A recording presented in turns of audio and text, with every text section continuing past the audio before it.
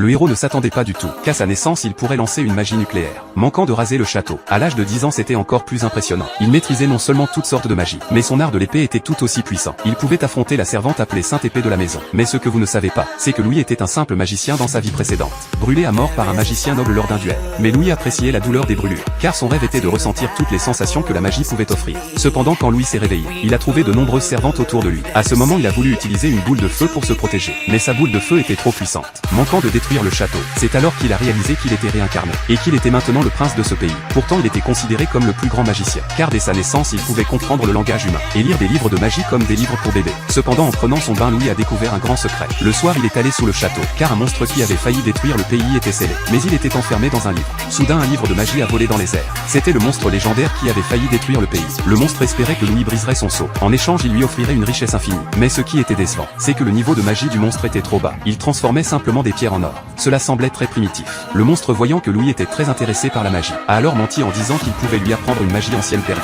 Cela a finalement capté l'intérêt de Louis.